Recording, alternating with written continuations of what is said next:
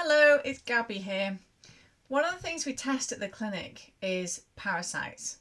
And the reason we test for this is because they're actually quite rife. And people often say, I don't have those, do I? And, unfortunately, they might feel there's something a little bit dirty about it. But you know what? They're actually really, really common. And they're so common, we worm our cats and dogs and budgies and horses if you're lucky enough to have one. But we never actually think of worming ourselves.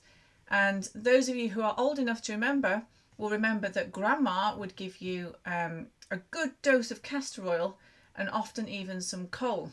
And that would generally be done once a month. And actually, that was to kill off any little uninvited guests. But we've kind of lost those practices, along with we no longer do the whole cod liver oil and malt. These are things that we should be doing. Grandma definitely knew best. She didn't drink with her meals to dilute her digestive juices. She didn't overeat. She'd have dripping on her good quality bread, not the type of rubbish we have now. And Grandma generally was healthy. Bit stereotypical, but you know what I mean. So we're no longer doing some of these healthy habits that would help to keep us free from bugs. So using the body whispers, which is what we love to do as naturopaths, let's try and determine how you'd know if you actually had these little bugs inside you. So one of the first things actually, and this is common in other situations as well, but it's teeth grinding. So look at your pillow in the morning and find out if it's a bit damp. Take the case off and have a look if it's slightly yellow underneath. So it can be signs of stress as well. But teeth grinding is generally that you're chewing, you're trying to find the parasite some food. And it will cause the saliva to drip. So you may get little sores in the corner of your mouth as well. Now, it's quite common in children, apart from the fact that parasites are common in children. The whole getting sores around the side of the mouth is common because their mouths are changing shape and their mouths and their teeth may not be aligned.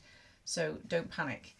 But another one is dark circles under the eyes. So we see this a lot in both children and adults. But the face may be quite pale. So it's normally due to literally not absorbing nutrients because something else is absorbing them. The face is pale and there's dark circles under their eyes.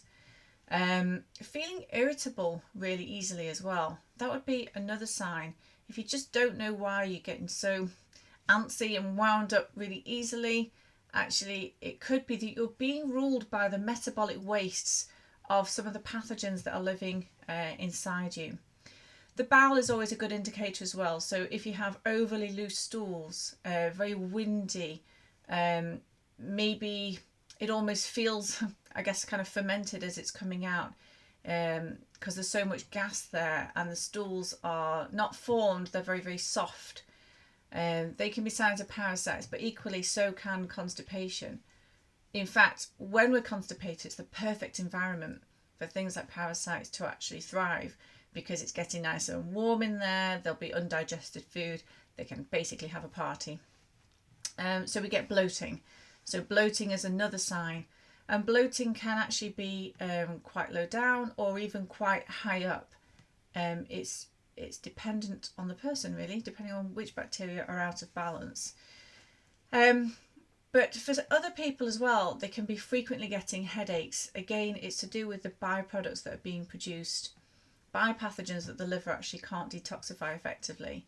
So headaches can be quite common. The headaches generally are around the temples, so it tends to be the stomach reflex, and also can be quite central. I've spoken about body whispers before, but we've got the small intestine, we've got the large intestine, depending on where the lines are on the forehead and where the pain is, can indicate really that there's some pathogens that you're perhaps reacting to. You may actually look in the stool and physically see something as well. So it could be that you see something wriggling around. There could be pinworms, threadworms, roundworms. But generally, parasites are microscopic. That is their role. They try and go undetected to live off their host. So other things that we can do is note things like our temperament and how we're feeling in general, like whether we're feeling heavy or bloated or uncomfortable around the time of the full moon. So that sounds quite wacky, doesn't it? But the word lunatic, so lunatic or crazy person, comes from the fact that around the time of the full moon, people do go a bit crazy. And actually that's to do with how it influences the water content in the body. But also it kickstarts the life cycle of things like parasites. So around the time of the full moon, they make their way out of the anus if you've got colon parasites, and they lay their eggs. So they lay their eggs and then they go back in, and the eggs can stay dormant around the anus. And actually you can see this in children because they end up constantly scratching at their anus, and you may find that for yourself as well in the sleep, you may find you're quite itchy, or there may even be some vaginal itching even if you're a woman, and there may be some scrotal itching if you're a guy. So look to see if the skin is red or inflamed.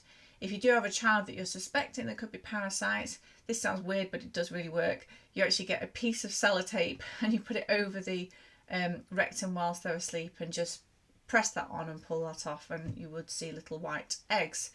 You can do the same with yourself. Generally then symptoms get better after the full moon, but happen again a month after. So you can start to see this pattern in yourself and you think, hang on, something's not quite right here. And you may find that your energy's quite low.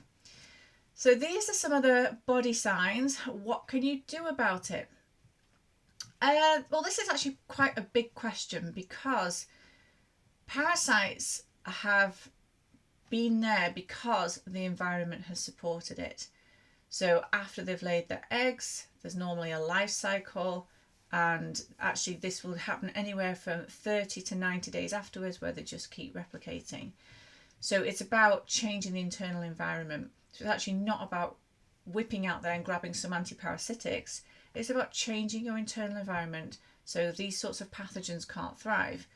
So at Natural Practices, we actually start from the top. We check what foods are going in, whether they're inflammatory, how the stomach is actually digesting those foods, whether the small intestine has everything it needs to absorb and also produce that lovely mucus lining that we need, and whether the large intestine is moving appropriately and whether the good bacteria is balanced. So actually each part of the digestive tract needs to be addressed in order to clear the pathogens. Otherwise, next month you're going to be in the same boat and you'll be getting some of those body whispers again. So there are antiparasitics. There's plenty of herbs out there. Most people have heard of black walnut and wormwood and clove. Those three together are quite well known for clearing bugs. It is something that we sell at Natural Practices. But I'd say that in terms of success, it works well for some people, but it doesn't work for everybody. So I do get a lot of repeat clients who find that they're actually just not shifting the parasites, and they know that they have them because they maybe have seen them, or we've done a stool test. That's another thing that we do actually. We can do some stool samples and see exactly what's there. But other pathogens aren't necessarily in the bowel. There can be blood flukes and liver flukes, things that attach to organs and produce symptoms. But you'd still have the similar body whispers, so dark under the eyes, perhaps grinding the teeth at night, feeling irritable. So they produce similar symptoms depending on where they are in the body, but they're not necessarily bowel related. So my thoughts would be check if you're having any of these body whispers. Don't panic. There's plenty that can be done, but it is about knowing whether there's anything there to begin with. So if you would like some testing, then you can contact us at naturalpractices.co.uk. Thank you.